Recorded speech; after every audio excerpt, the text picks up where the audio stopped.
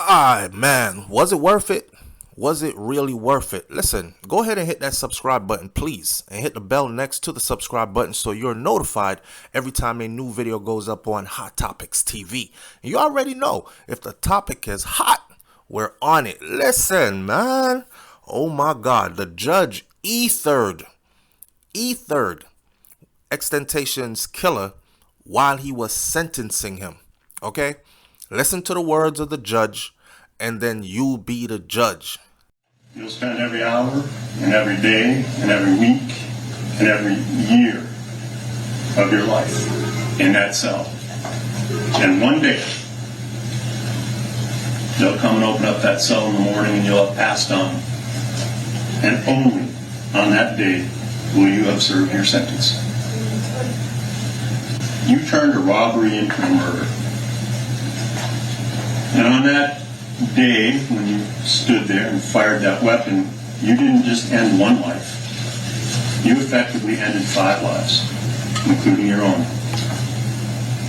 Like I just said, you need to understand that when we say life in Florida State Prison, that means life. It is necessarily without parole.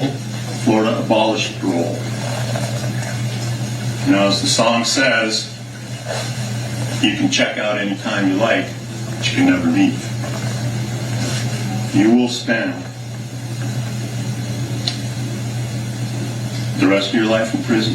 From here, you will go and be placed in a cell that has a stainless steel slab that's attached to the wall.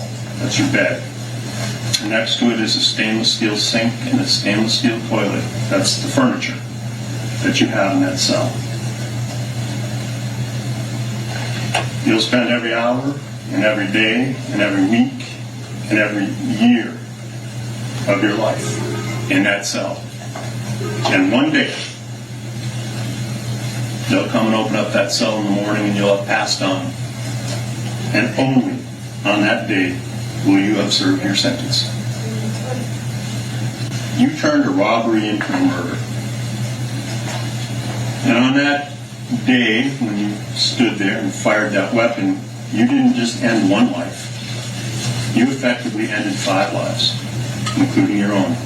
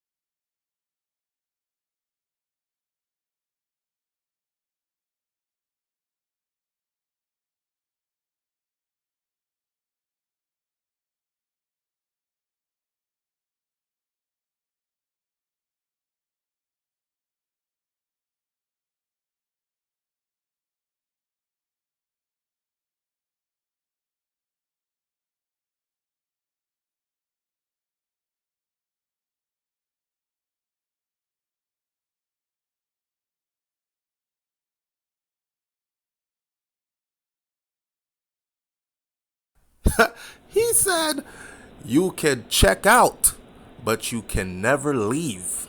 And a bunch of other stuff. Now, according to AP News, 3 men were given life sentences on Thursday for the 2018 killing of star rapper XXXTentacion, who was shot outside a South Florida motorcycle shop while being robbed of $50,000, which he had cash in a bag because he was about to go cop some motorcycles.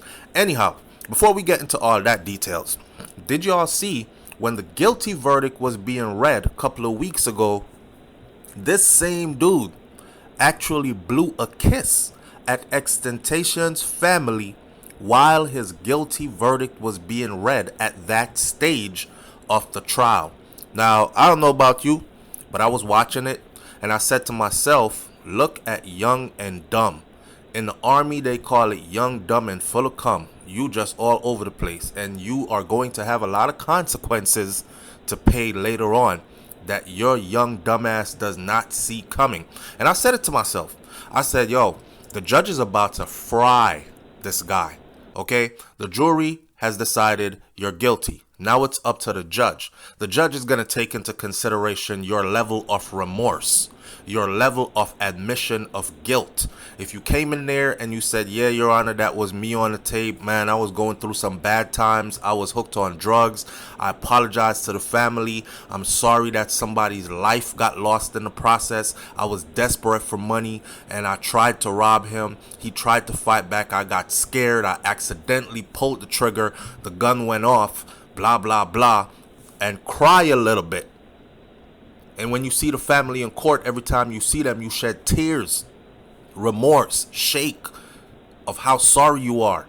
The judge probably would have said, you get 25 to life, meaning you would at least do 25 before you're considered for parole, but you would somewhere in there be able to find a way out. Maybe 25, 30 years down the line, you would be able to come out. These guys are in their 20s, right? 28-year-old Michael Boatwright, Dedrick Williams is 26, and Trayvon Newsome is only 24 years old. They're all in their 20s. So even if you do 30 years, you're coming out at 50-something years old, which is still relatively young for a murder, and a high-profile murder at that. They were each convicted last month of first-degree murder and armed robbery in the process by a jury following 8 days of the jury deliberating all the evidence that was put in place. Are they guilty or not? Who is that under the mask? Which one really pulled the trigger? Who is to be held responsible versus who gets let go? The person who turned on them, because there was a fourth person, that boy wasn't stupid. That boy took his out and solidified the case for the prosecution.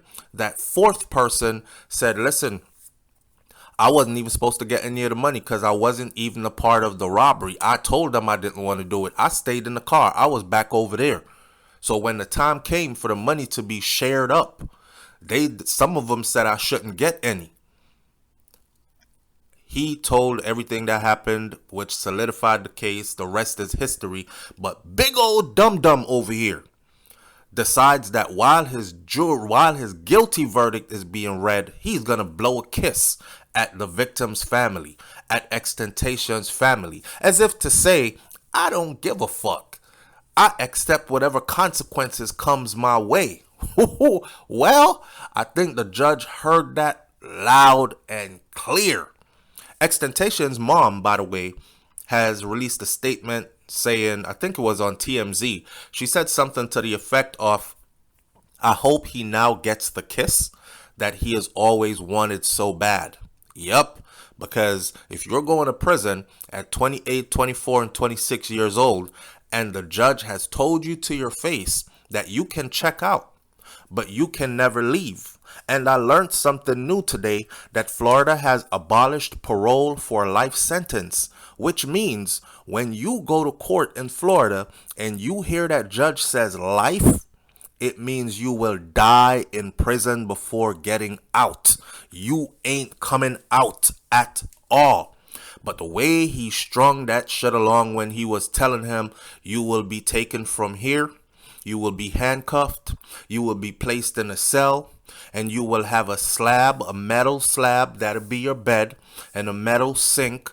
Those are the furnitures you will have in your cell, and you will stay there for the rest of your life. You will spend every week, every day, every month, every year, and one day, when they come and open that cell door, you will have passed on. Listen, old buddy over here, right? He's still trying to play hard. So he's over here shaking his head and acting like, yeah, whatever, nigga, whatever. Whatever you say, judge, whatever, boy, whatever, whatever. Let me tell you something.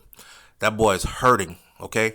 He is hurting. He's acting like he is taking it on the chin. Ain't nobody getting locked up in their 20s and will never be allowed to be free again for the rest of your natural life, even if you live to be 100 and your ass is sitting there talking about, yeah, it's all good, so what, whatever, whatever. He's going to be crying so hard later on tonight. When he's alone, he is going to be balled up in a fetal position like a baby. He's going to be bawling his ass off every birthday that passes for his sister and his little brother and his mama. Every family reunion and family gathering.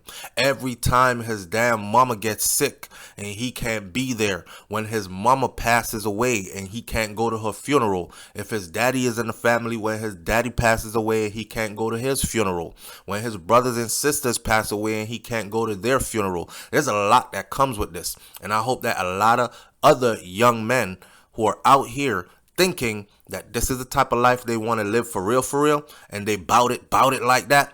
I hope they look at this, and I hope they weigh the options, and I hope they understand that you're not built like this for this. God didn't create you like this for this. You got to be a robot to be able to live within walls and bars for the rest of your life, from 20-something years old until you're like 98, 99, 100 and pass on. Right? So if that's the life that you choose for yourself, then by all means, run head first into it. And I hope you get every bit of it. But for those of them who are out there and you just out there following bad company, or you just out there because this the best option for you, or you think it is, I suggest you rethink right now.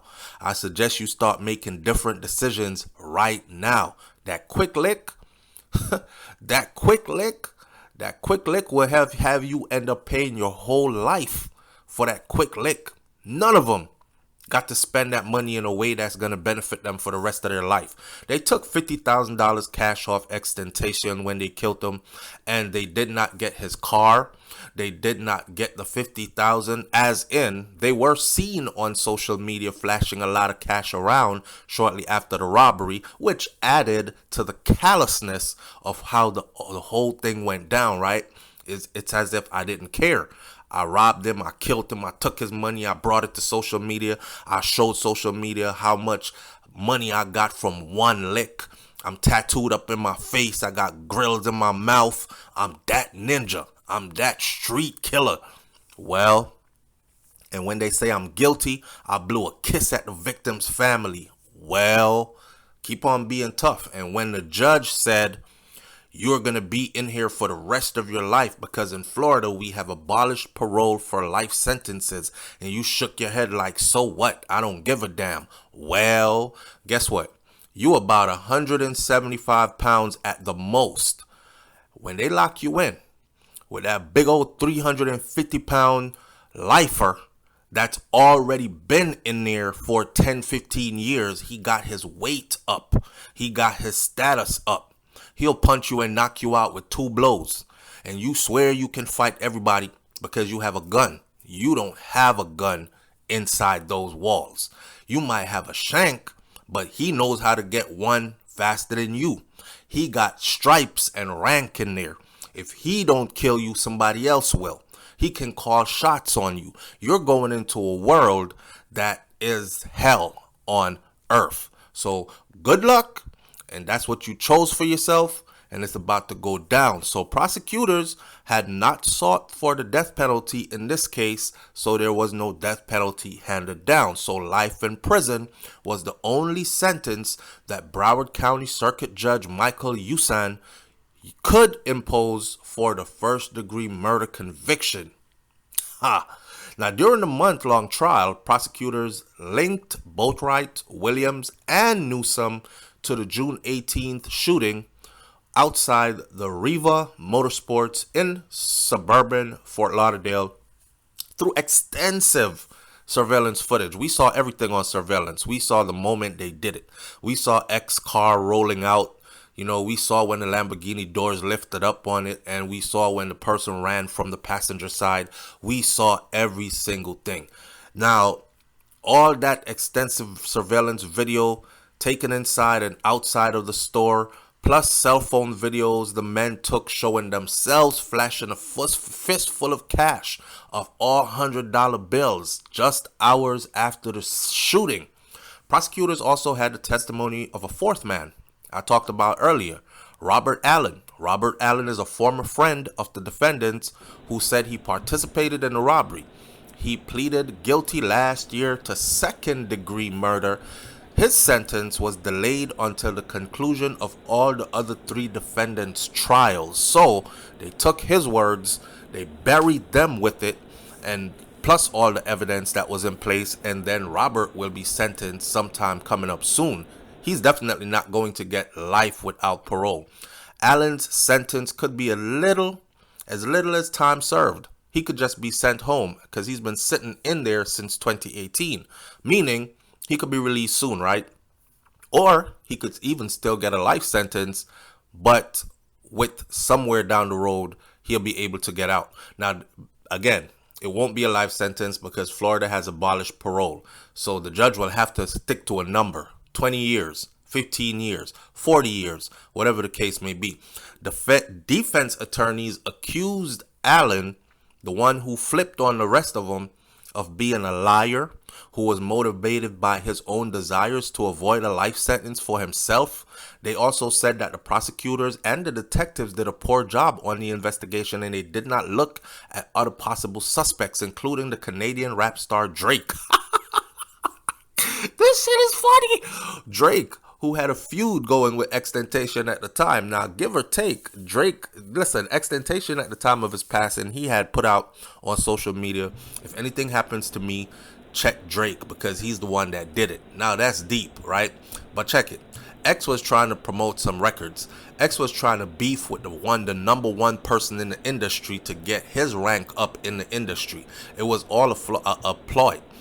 Drake was actually summoned to come to court to testify. Drake said, I'm not fucking with that shit. Talk to my lawyers. Bitch, I got money. Lots of money.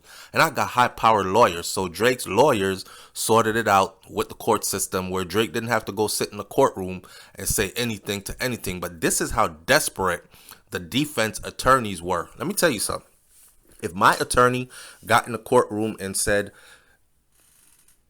he didn't do it, let's take a look at Drake, the rap star Drake, I would have fired his ass and got somebody else. Straight up.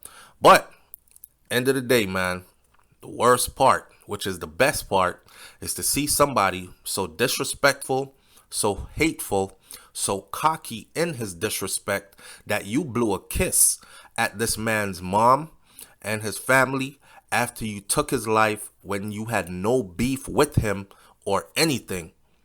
To see a judge bury you under the jail, this is what we call a coffin sentence. It means it's like being locked in a coffin, but you're alive. He'll be housed in a correctional facility for the rest of his life. Let that be a lesson. Anyhow, I think justice is served, and like XXXTentacion's mom said on TMZ, y'all gonna have a hard time holding on to that slippery ass soap. Don't drop it.